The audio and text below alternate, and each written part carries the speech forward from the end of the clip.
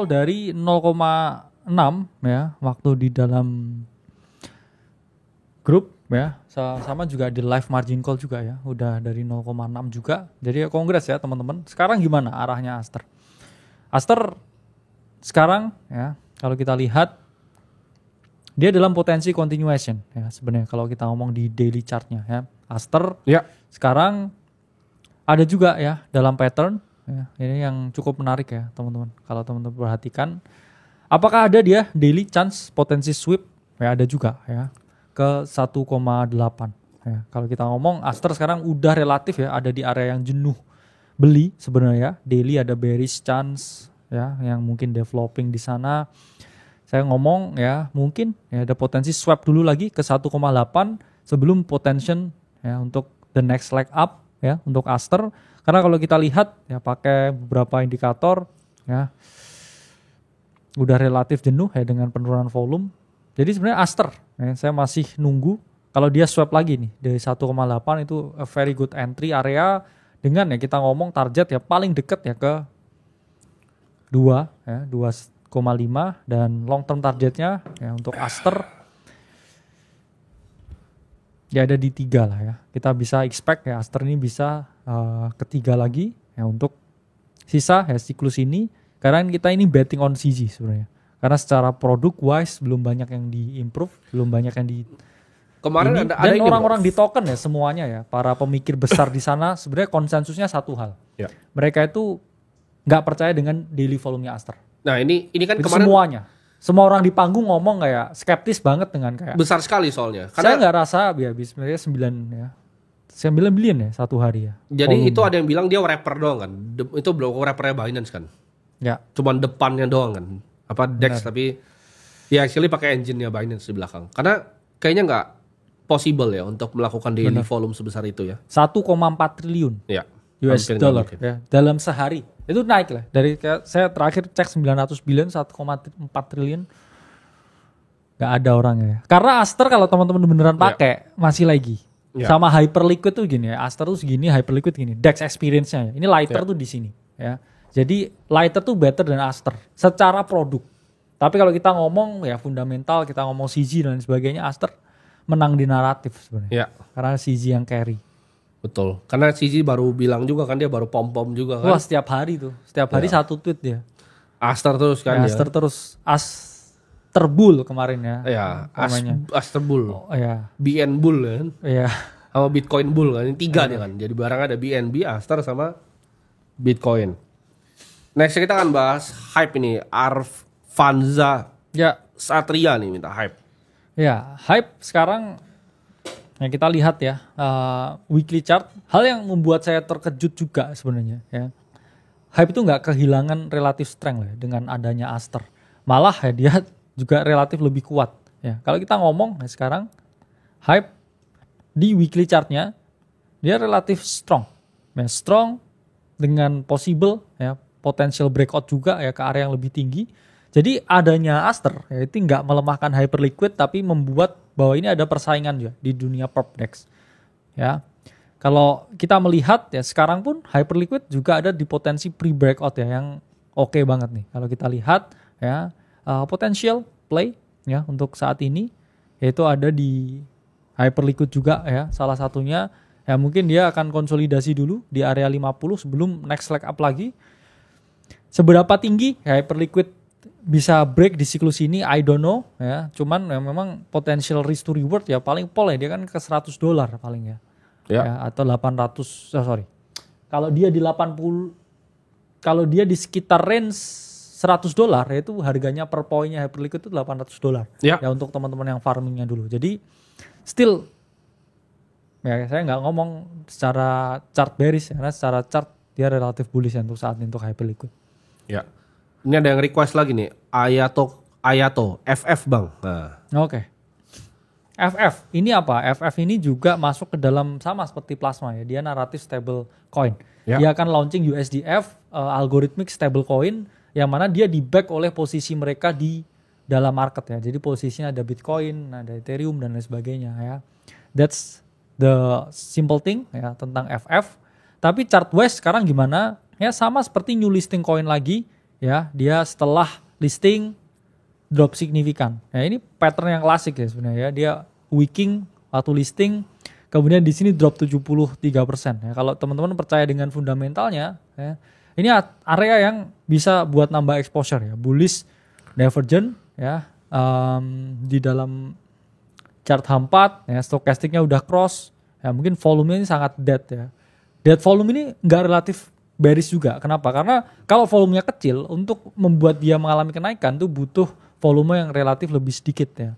Jadi kalau ya di sini dia getting ya, some bid, karena ya kita ngomong ya sekarang dia di relatif bullish area.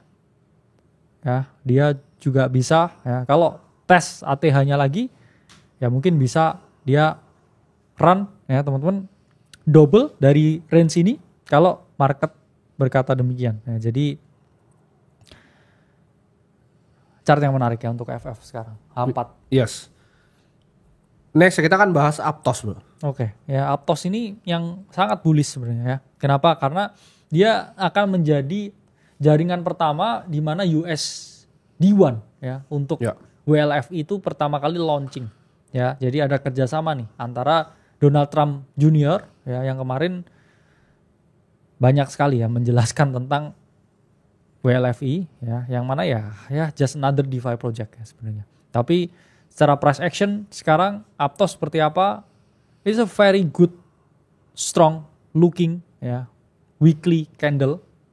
Yang mana memang Mosaic salah satu foundernya itu udah out ya, of the game ya. Tapi kalau kita lihat di sini volumenya, I'm not gonna fade this volume. Ini sebenarnya volume yang akan memprakarsai a big run ya. Kenapa? Karena breakout volume yang sangat gede seperti ini biasanya akan membawa momentum yang gede. It's a momentum breakout volume. Sama juga dengan price action Aptos yang sebelumnya nih ya. Setiap kali ya dia kayak raising up ya in the volume, dia mengalami rally. Jadi saya masih long and strong ya untuk Aptos dari minggu yang lalu ya. Sekarang ini kita lihatlah ya beberapa price action dari Aptos ketika dia memperoleh volume di sini, dia memperoleh ya mega risk di sini ya. I think Aptos ya sekarang volumenya juga sedang naik nih ya. Dengan potensial rally, saya ngomong the best ya sampai $10 ya untuk sisa siklus ini. Ya at least lah ya minimal ada chance buat naik 2 kali lipat ya Aptos dari range ini. Dan ya I will not fit the volume ya, on Aptos. Next kita akan bahas ENA. Oke. ENA untuk monthly chart relatif bearish ya. Kenapa? Ya karena as a series of lower high. Kalau kita perhatikan ya dari sini ini lower high. Sorry, high ya, ini lower high is just bisa develop another lower high ya dengan bearish momentum dari candlenya ya. Tapi kalau kita lihat di sini volume juga mengalami kenaikan yang signifikan ya dengan narasi stablecoin yang ada. Ini pun ada di 21 EMA ya kalau lihat, saya udah beberapa kali ya analisa chartnya. ENA stochastic juga udah cooling off. Oke, dia pun juga ada di area retracement ya 0,5-nya dan dynamic areanya. Jadi saya jadi buyer sekarang untuk ETHNA ya, saya udah beli beberapa posisi kemarin. Ya, saya ngomong safe target lah ada di 0,8 lagi, dan ya if we luck ya dengan sisa siklus ini remaining, kita bisa ada push ya untuk ENA ke 1,3. Ya, itu untuk ETHNA ya. Ini banyak banget yang udah nge-miss, bro. Please katanya, XPL please. Oke. Nah, ini kayaknya banyak yang nyangkut nih ya beli di. Nah, kita terakhir di margin call bilang ya, kita kan udah call ini dari 0,6 di dalam dan dia naik ke sekitar 0,6 ya. 0, berapa? SPL 0,6. Terus kita bilang ya waktu itu ke teman-teman, kita nunggu dulu nih ya. Karena ini chart yang kita share ya. Ini chart yang kita share waktu itu, nunggu dulu beli di 1. Nah, ini udah sampai di 1 nih. Karena biasanya ya kita waktu call ya di 0,7 dia udah naik 144%. Ya, jadi itu fungsinya ya, jadi teman-teman buat jadi pelajar di dalam, kita share apa yang kita lakuin hari ke hari. Dan ya memang chart yang udah orang dikasih ICO ya bro, naik 20 kali lipat ya orang TP lah. Ya, it's a common thing. Karena apa? Karena ketika dia udah 1,6 ya. Orang udah overcrowded. Ya, plasma was an overcrowded trade. Orang-orang di crypto Twitter semua udah ngomongin plasma. Yep. Dan mereka itu kan selalu karakternya gini, pakai semua duitnya, terus habis itu ngelong pakai leverage. Ya, mereka panik nih, setiap turun nih panik. Gitu. Ya, makanya pas panik. Bitcoin naik, itu kayaknya diam aja. Ini paling sepi. Gue lihat dari kripto kan kita di sini misalnya dari ibarat dari 2022 aja kan ada 16.000 ya. Ya. Waktu 28.000, waktu 55.000. Ini 125.000 loh. Tapi sepi, orang-orang kayak hilang gitu. Karena itu tadi kita waktu live stream terakhir with overcrowded trade, kita ngomong antri di 1 ya masih sempat turun. Tapi mark this live ya, I think this is the bottom for plasma ya. Yeah. Kenapa? Karena ini udah turun ya selling volume dari sellernya ya, kalau kita lihat ya. Seller udah exhausting ini ya. Decreasing volume of seller ya. Stochastic juga ada di area yang oke ya untuk mulai getting bottom vibes di sini, tapi jangan expect dia buat langsung directly shooting up. Ya mungkin akan konsolidasi dulu ke sini dan sebelum dia mengalami kenaikan. So plasma I think is a buy. Ya dengan invalidasi ya teman-teman bisa atur lah ya di bawah ya range-nya sampai 0,7. Karena Paulo ya CEO Tether itu kan juga udah mulai gerah ya. Ya. Kemarin dia juga bikin interview juga dengan Crypto Man Run, ya saya belum dengar secara full interviewnya. Dia bilang kalau saya nggak dia risih lah, intinya dikait-kaitkan bahwa kayak USDT ini adalah investor utamanya plasma dan sebagainya. Yep. Ya dia clarify lah ya. Karena kan nanti takutnya kalau project ini ada apa-apa itu akan USDT yang kena juga ya. Padahal this is just another chain. Karena beberapa orang yang saya ngomong juga ya di token ya salah satu ya saya ngomong lah ya dengan Arthur Chong ya dari Defiance Capital, dia pun juga masih skeptis ya dengan skemanya plasma untuk zero fee. Sulit lah ya harusnya. Bener. Tapi short term ya technical wise is gonna be look like a bottom ya untuk plasma. Oke, kita akan bahas PAM. Oke, ya PAM Fund digadang-gadang ya revenue meta, cuman revenue udah mulai turun ya sebenarnya untuk PAM sendiri. Ya, sekarang tapi ya kalau kita ngomong ya weekly chart relatif a bullish momentum ya untuk plasma. Ya dia di 7 EMA, ya dia ada di area retracement ya.